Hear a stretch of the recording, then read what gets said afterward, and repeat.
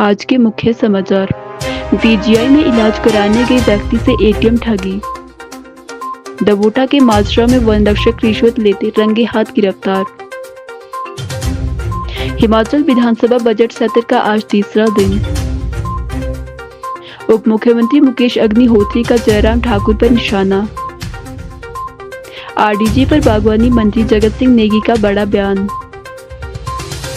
बागवानों के भुगतान मुद्दे पर बोले कुलदीप सिंह राठौर। विधायक विनोद कुमार ने सदन में उठाए दृष्टिहीनों के मुद्दे। सदन में जयराम ठाकुर का सरकार पर हमला। अब समाचार विस्तार से। पीजीआई में पत्नी का इलाज कराने गए हिमाचल प्रदेश के एक व्यक्ति से एटीएम पर ठगी का मामला सामने आया है। अज्ञात ठग ने उनका डेबिट कार्ड बदलकर खाते से 50,000 रुपए निकाल लिए। सेक्टर 11 थाना पुलिस ने शिकायत दर्ज कर मामले की जांच शुरू कर दी है। पुलिस को दी शिकायत में बिलासपुर निवासी जोगिंदर सिंह ने बताया कि वह बिजली बोर्ड मुख्य कार्यालय शिमला से सेवानिवृत्त है। उनकी पत्नी राजू देवी स्तन कैंसर से पीड़ित है और उनका इलाज पीजीआई की नई ओपीडी में चल रहा है।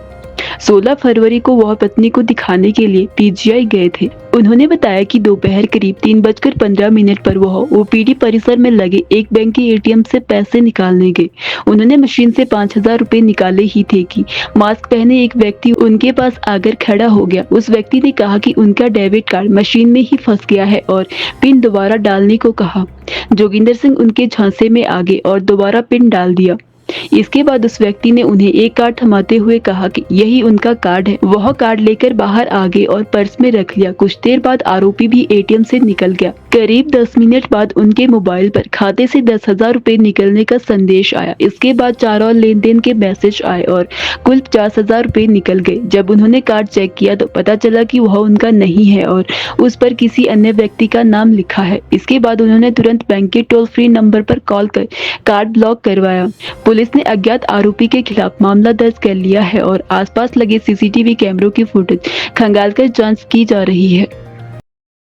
विजिलेंस टीम ने दबोटा क्षेत्र के माजरा गांव में एक वन रक्षक को 5,000 रुपए की रिश्वत लेते हुए रंगे हाथ गिरफ्तार किया है। आरोपी को बुधवार को सोलन न्यायालय में पेश किया जाएगा। यह कार्यवाही विजिलेंस डीएसपी डॉक्टर प्रतिभा चौहान के नेतृत्व में योजनाबद्ध तरीके से अंजाम दी गई। विजिलेंस विभाग से प्राप्त जानकारी के अनुसार माजरा गाँव के एक ग्रामीण ने अपने खेत से कुछ पेड़ काट दिए थे। इस बात की सूचना वन विभाग के वन रक्षक समीर को लग गई। नियमों के अनुसार समीर को कटे हुए पेड़ों की क्षति रिपोर्ट तैयार करनी थी। आरोप है कि वन रक्षक ने इस मामले को दबाने और कार्यवाही से बचाने के बदले ग्रामीण से 5,000 रुपए की रिश्वत की मांग की।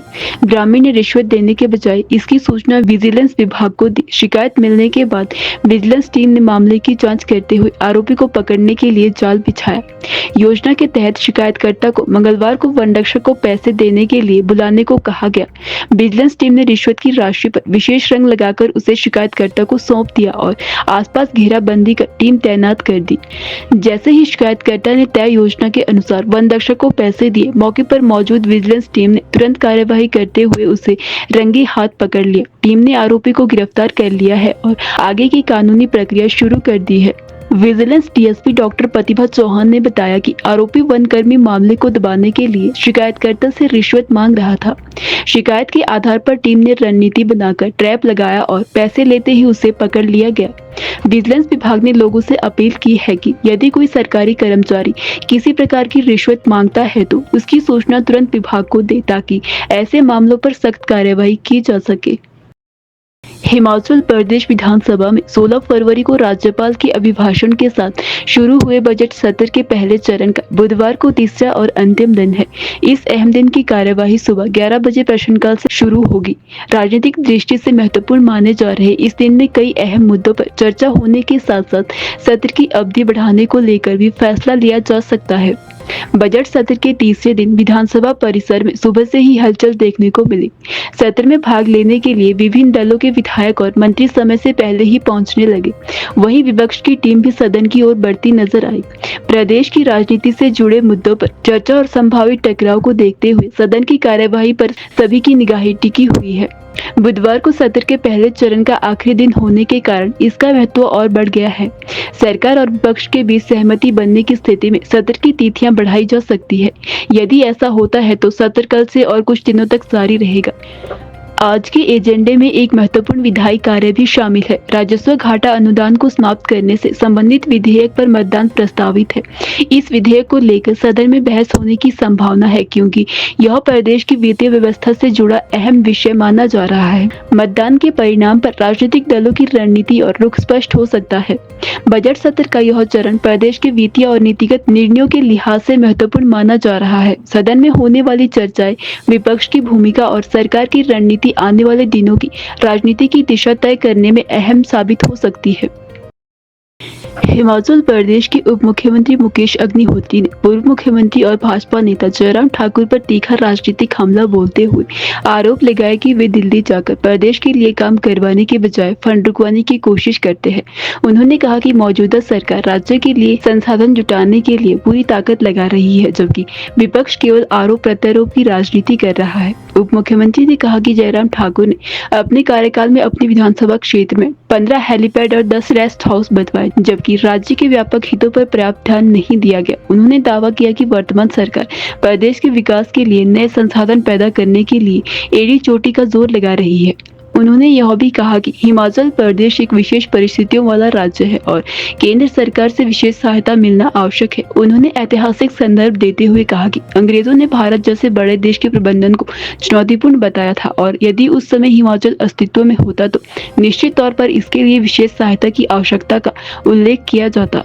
उप मुख्यमंत्री ने आरोप लगाया कि जल जीवन मिशन के तहत लगभग 1227 करोड़ रुपए की राशि जारी नहीं की जा रही है।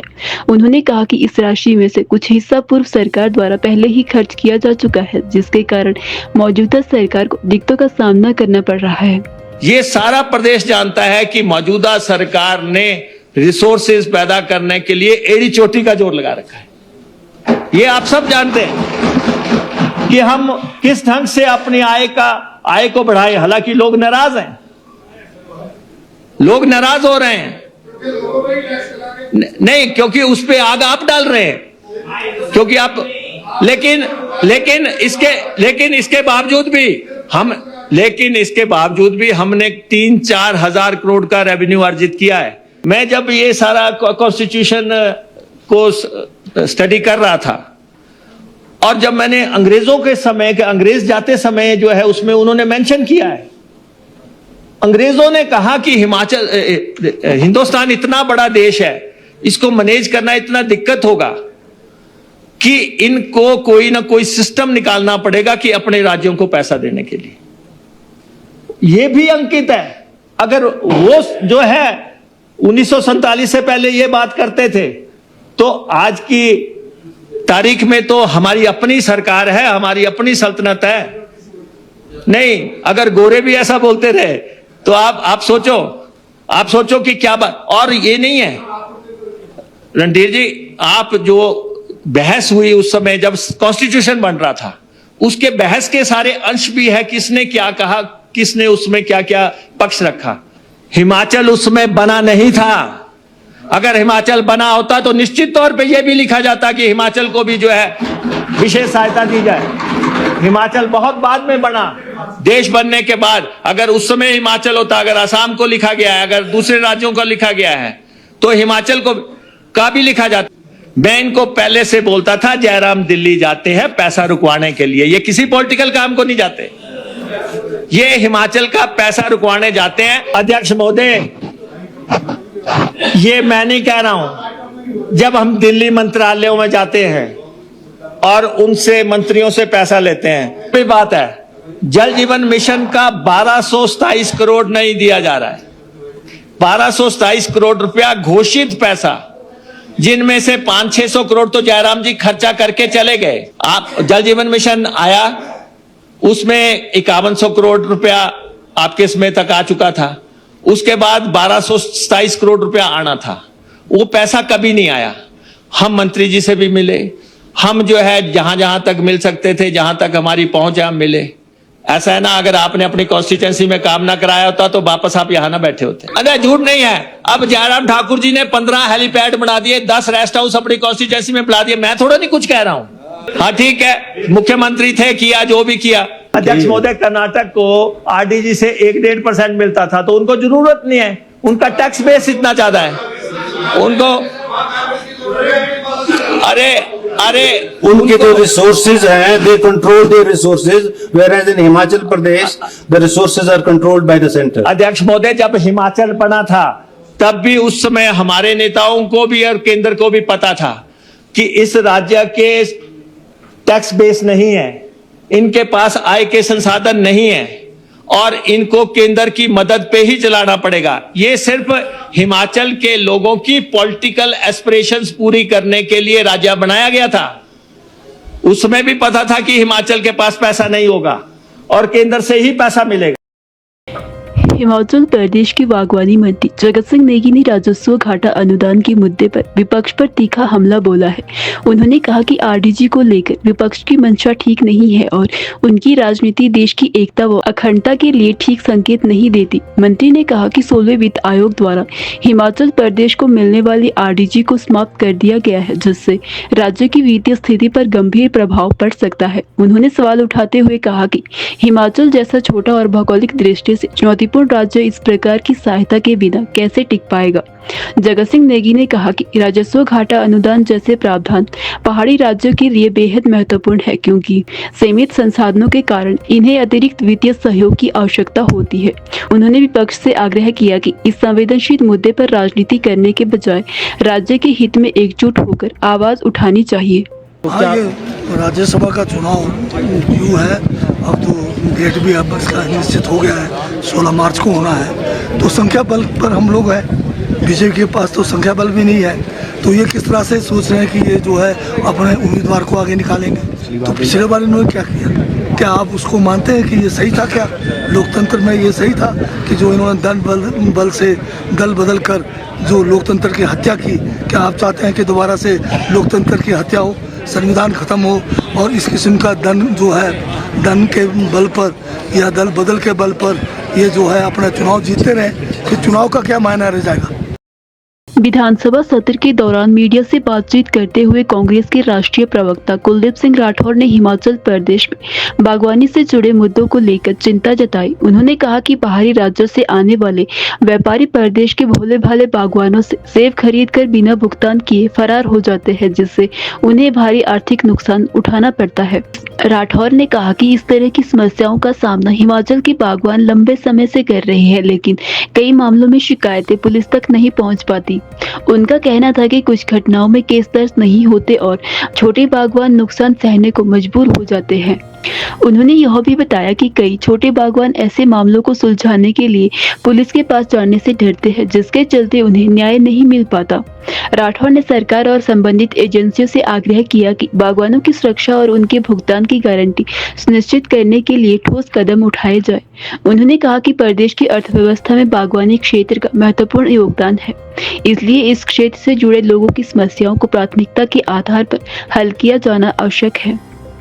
देखिए, ये बहुत गंभीर मामला है और कई वर्षों से ये स्थिति बनी है। जो आढ़ती बाहर से आते हैं या व्यापारी आते हैं, वो हमारे भोले भाले किसानों से सेब लेते हैं, लेकिन बगैर जो है भुगतान के यहाँ से फरार हो जाते हैं और हमारे जो छोटे किसान हैं वो बाद में ढूंढते रहते हैं। बहुत सारी समस्या आती है, कई केस पुलिस में रजिस्टर्ड होते हैं, कई नहीं भी होते। और जो आंकड़ा आज दिया है, ये वो आंकड़ा है जो केस पुलिस में रजिस्टर्ड हुए हैं। इससे कई गुना ऐसा है जो रजिस्टर्ड नहीं होता, क्योंकि बागवान समझते हैं कि हम पुलिस में जाएंगे उससे कोई बात बनने वाली तो है नहीं।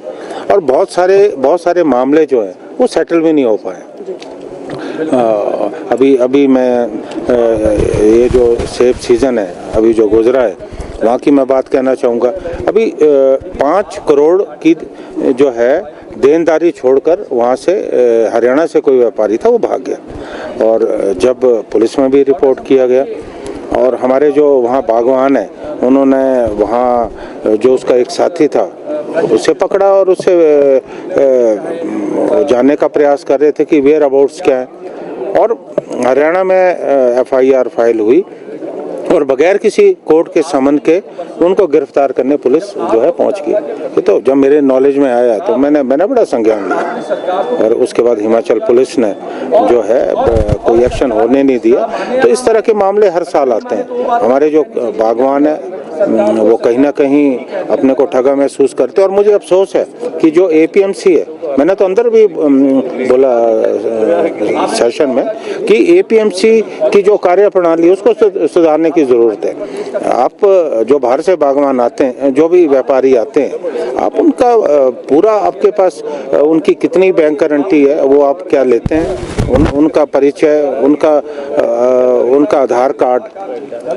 लेकिन मुझे लगता है बगैर किसी जानकारी के अगर आप अलाउ करते हैं तो ये कहीं ना कहीं जिम्मेवारी APMC की भी बनती है, सरकार की भी बनती है। और बहुत सारे केसों में मैंने स्वयं देखा है कि जो डिफॉल्टर यहाँ घोषित हुए हिमाचल की मंडियों में, वो जाके चंडीगढ़ और जो पिंजौर की मंडी में वहाँ धड़ाधड़ व्यापार कर रहे हैं। तो ये बहुत बड़ी कमी है और सबसे ज़्यादा इसका जो नुकसान है हमारे जो छोटे किसान हैं, छोटे बागवान हैं, उनको भुगतना पड़ता है। क्योंकि जो बड़े बागवान हैं उनको इतनी समस्या नहीं आती, छोटे छोटे बागवान। उन्होंने सदन में कहा कि ये बात गंभीर है और ये बात बिल्कुल ठीक भी है और उन्होंने कहा कि हम इसका संज्ञान लेंगे और हम ये जो निर्देश देंगे कि भविष्य में कोई इस तरह की पुनरावृत्ति ना हो।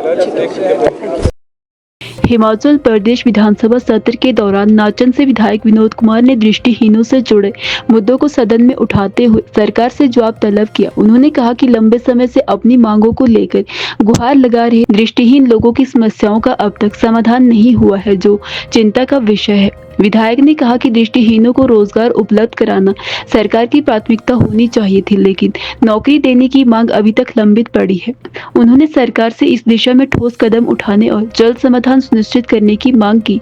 इस दौरान उन्होंने सदन में राजनीतिक टिप्पणी करते हुए कहा कि जिस तरह पूर्व में राहुल गांधी संविधान की प्रति लेकर लोकसभा पहुंचे थे, उसी प्रकार उप मुख्यमंत्री मुकेश अग्निहोत्री भी संविधान की किताब के साथ चर्चा में शामिल हुए। उन्होंने इसे सदन में चर्चा का विषय बताया। विनोद कुमार ने राजस्व घाटा अनुदान से जुड़े मुद्दे पर भी अपनी बात रखते हुए कहा कि जिन जिलों में RDG बंद हुई है, उनमें से अधिकतर जिलों में भाजपा की अध्यक्षता वाली व्यवस्थाएं चल रही है। काश ये सरकार उनका भी सहारा बनने का काम करती। बस 3 सालें हो गई, 3 सालों में तपती धूप में, ठिठुरती ठंड में वो बेचारे सेक्रेटरीट के बाहर खड़े रहते हैं, लेकिन सरकार के पास इतना समय नहीं है कि वो सरकार उनके पास जाकर के उनकी बात सुन सके। और बड़े चिंता का विषय है कि 1469 पोस्टें खाली होने के बावजूद भी उनकी पोस्टें भरी नहीं गई।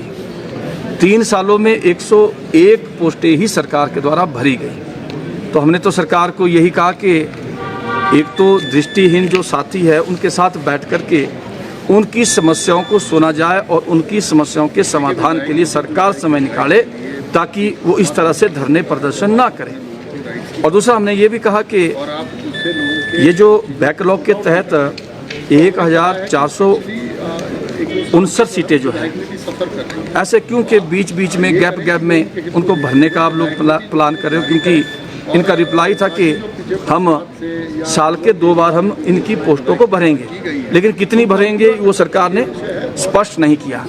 तो हमने सरकार को कहा कि आप इस बात को सुनिश्चित करें कि बैकलॉग के तहत जो पोस्टें भरी जानी है उनका समय बाउंड करें और उस समय के अंदर वो पोस्टें भर जाए, ताकि जो दृष्टिहीन साथी जो है, जो धरने प्रदर्शन कर रहे हैं, उनको धरने प्रदर्शन ना करना पड़े। ये हमने कल सरकार से निवेदन किया है। ये मैं बताना चाहता हूँ कि जो दृष्टिहीन साथी है, इनसे सरकार ने किसी तरह की कोई बातचीत करने की अपनी ओर से कोई भी कोशिश नहीं की है, नंबर 1। नंबर 2, मैं ये भी कहना चाहता हूँ कि इस लोकतंत्र के अंदर हर व्यक्ति को अधिकार है अपनी बात को रखने का, और स्वाभाविक है कि हम आप अगर अपनी बात रख सकते हैं तो दृष्टिहीन साथी है जिन्हें दिखता ना के बराबर है, कईयों को दिखता ही नहीं, तो किसके पास अपनी गुहार लगाएं? ये जितने हमारे दृष्टिहीन साथी है उनकी बददुआएं इस सरकार को लगेगी और आने वाला समय इस सरकार के लिए बहुत ही बुरा होगा, मैं निश्चित तौर पर कहना चाहता हूँ। संविधान की किताब लेकर के राहुल गांधी भी ऐसे ही लोकसभा में गए थे और उसी की तर्ज पर कल आपने देखा होगा कि डिप्टी सीएम भी संविधान की किताब लेकर के आए थे, लेकिन आर्टिकल के तहत 275 के तहत कहीं भी ऐसा नहीं लिखा गया कि रेवेन्यू डेफिसिट ग्रांट आपको देनी ही होगी। हमने कहा कि बताइए कहाँ लिखा है। और दूसरी बात यह है कि मैंने पिछले कल भी कहा था कि अगर आप रेवेन्यू डेफिसिट ग्रांट की बात करते हो और दूसरा आप ये कहते हो कि केंद्र सरकार ने आपके साथ धोखा किया, ऐसा इन्होंने कहा कि पक्षपात किया, धोखा किया, हमारे साथ अन्याय किया, तो मैंने कल भी कहा कि ये जो रेवेन्यू डेफिसिट ग्रांट आपको 1974 से मिल रही है, 1974 से लेकर के 2014 तक लंबे समय तक मैक्सिमम इन्हीं की सरकार के अंदर में रही है। और जब हमने उसका टोटल किया 40 सालों में कांग्रेस पार्टी की सरकार ने हिमाचल को महज 20,000 करोड़ रुपया ही रेवेन्यू डेफिसिट ग्रांट के तहत 40 सालों में लिया है।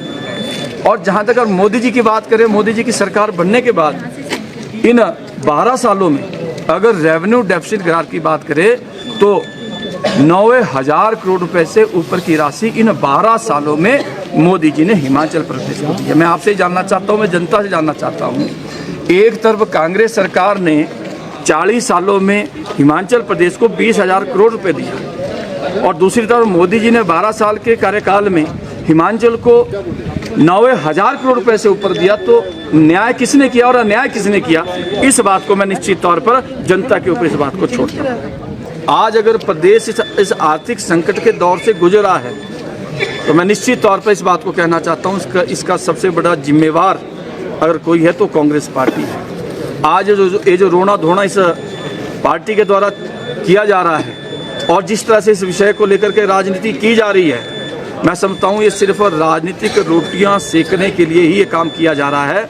अगर इनको करोड़ों रुपए आप उन चेयरमैनों के पीछे उड़ा रहे हो, आपने ओएसटी और आपने मुख्यमंत्री के राजनीतिक सलाहकार भी बना दिए, वो भी अनेकों बना दिए। और मैं समझता हूँ कि सलाहकारों ने अगर सलाह भी अच्छी दी होती प्रदेश हित में तब भी बात समझ आती है। बातें तो कोई भी नहीं इस सरकार स्थिति से प्रदेश गुजर रहा है, उसकी जिम्मेवार निश्चित तौर पर कांग्रेस पार्टी और कांग्रेस पार्टी की सरकार है। हिमाचल प्रदेश को फिर से अगर विशेष राज्य का दर्जा मिला है तो मोदी जी की सरकार बनने के बाद मिला है। तो मैं इस बात को निश्चित तौर पर कहना चाहता हूं, केंद्र ने हमेशा हिमाचल की मदद की है, पहले भी की थी, आज भी कर रहे हैं और आने वाले समय में भी करेंगे। अगर आप तो मैं समझता हूं हमेशा केंद्र ने, मोदी जी ने, भाजपा ने हिमाचल को हिमाचल के हक से बढ़ करके दिया है, ये मैं निश्चित तौर पर कहना चाहता हूँ।